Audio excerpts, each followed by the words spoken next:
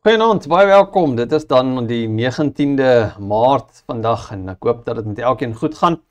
Dit is ons goeie nuus om 7 wat ons elke woensdag aand dan ook so oordenking oor YouTube het wat ook uit die skrif uitkom. Nou ons is besig met die bergpredikasie of eintlik baie spesifiek meer die saligsprekende van ons Here Jesus Christus wat ons in Matteus 5 lees. En al die voriges is natuurlik op YouTube beskikbaar, maar vanaand kyk ons dan baie spesifiek oor die saak om rein van hart te wees. Maar voordat ons dit lees en leer, kom ons bid net vir die Here se lig en vir sy leiding.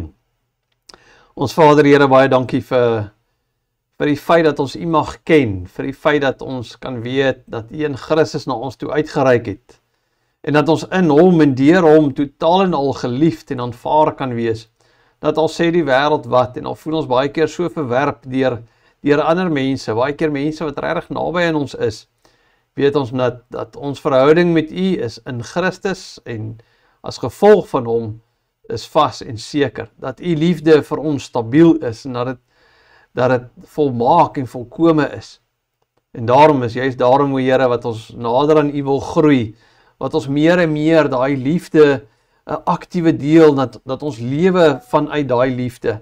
En daarom ons gebed, Here, dat deur die Gees op 'n besondere manier nou in ons mag werk, as ons met U woord besig is. En ons vra dit in Jesus Christus se naam. Amen.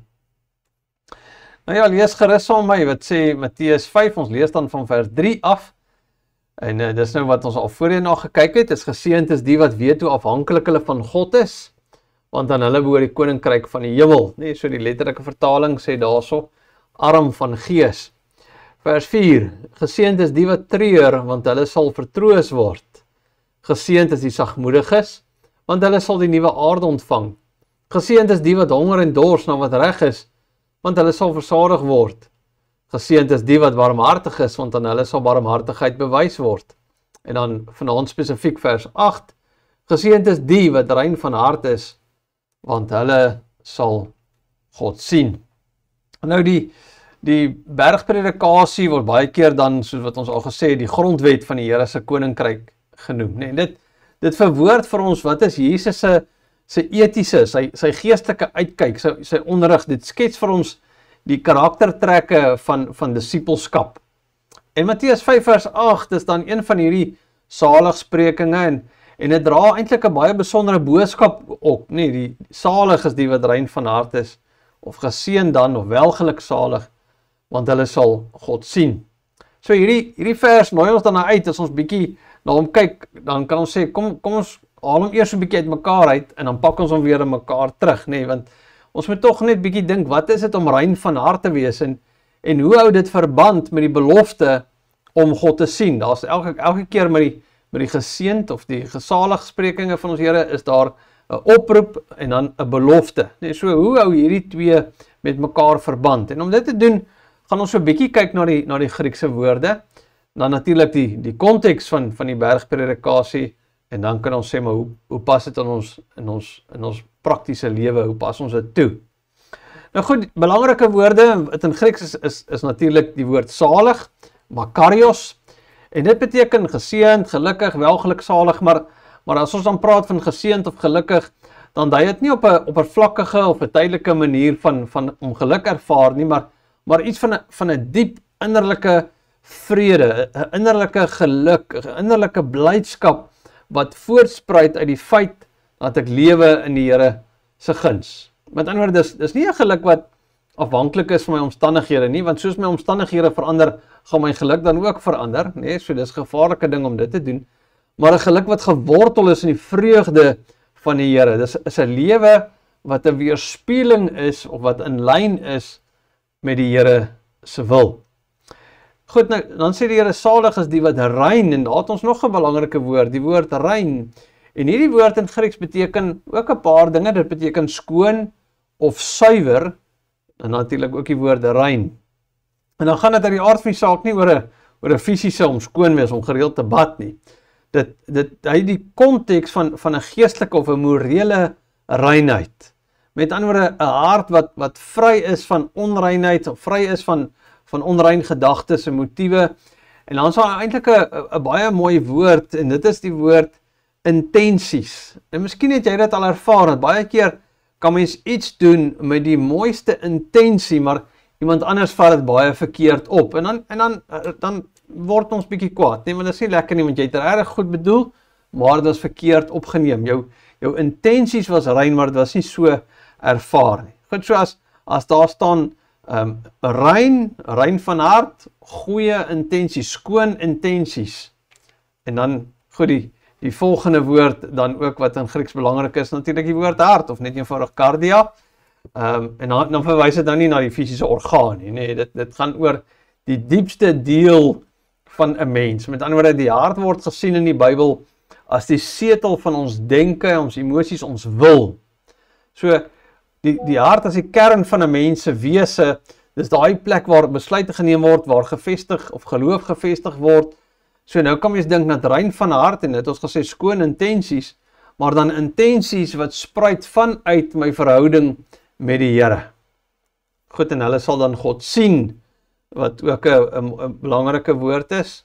Sien, die woord word ook vertaal met ervaar, of dan onderskei, nee, so weer eens nie net fisies sien nie, maar dit dui op 'n direkte intieme gemeenskap met God, wat nie net gaan oor om God fisies te sien nie, maar om geestelik, of noem dit maar iets van 'n spirituele sien, as ons dit so kan noem, nee, om die Here se teenwoordigheid, sy bewus te wees van sy heerlikheid in my lewe.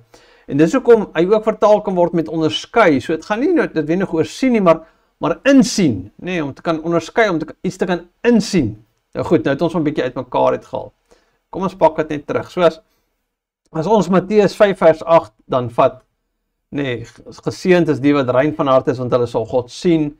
En ons kyk na die konteks binne in die Hebreë bergpredikasie, dan is 'n deel van die waardes wat die Here in sy koninkryk van ons vra.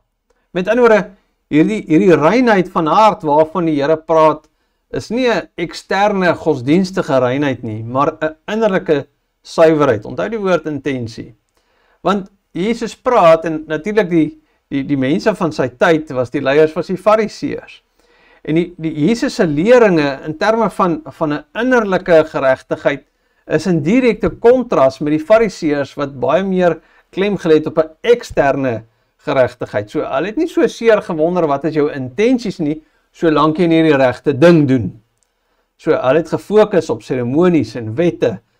Maar Jesus sê al hierdie seremonies en wette help jou absoluut niks as jy nie 'n suiwer hart het waaruit dit spruit nie. En 'n suiwer hart word gevorm deur bekering en geloof. Matteus 23 praat ook daarvan, dat 'n mens kan uiterlik vroom lyk, uiterlik al die regte dingetjies doen en sê, maar as die hart onrein is, dan is daai uiterlike dinge eintlik leeg.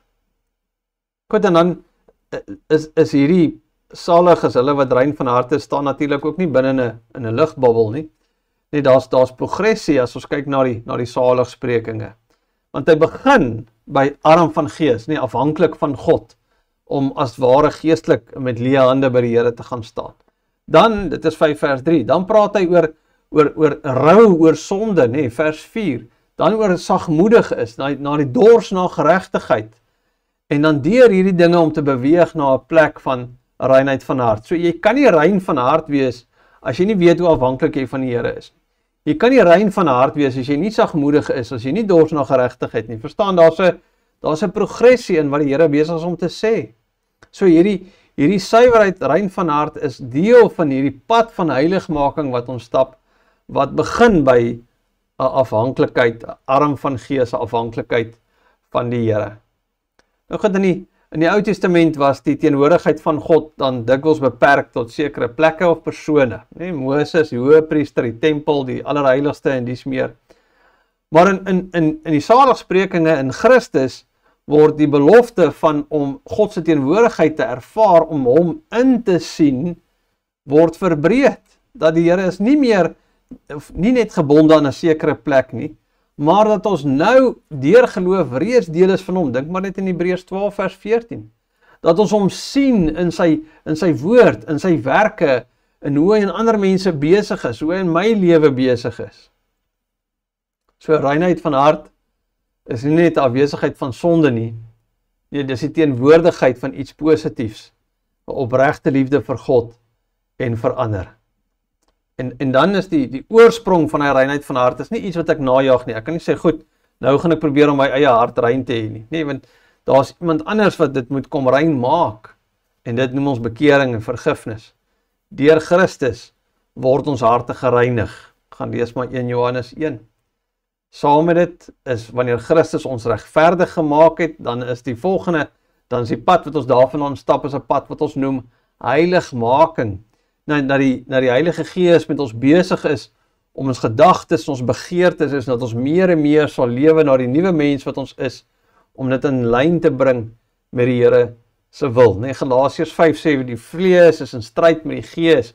So wat die vlees wil is om nie rein van hart te wees nie, is om vir jouself te lewe, te dink, maar alles en almal gaan eintlik oor my, terwyl die Gees ons lei na 'n rein van hart, om met skoon intensies ook ons lewe te lewe.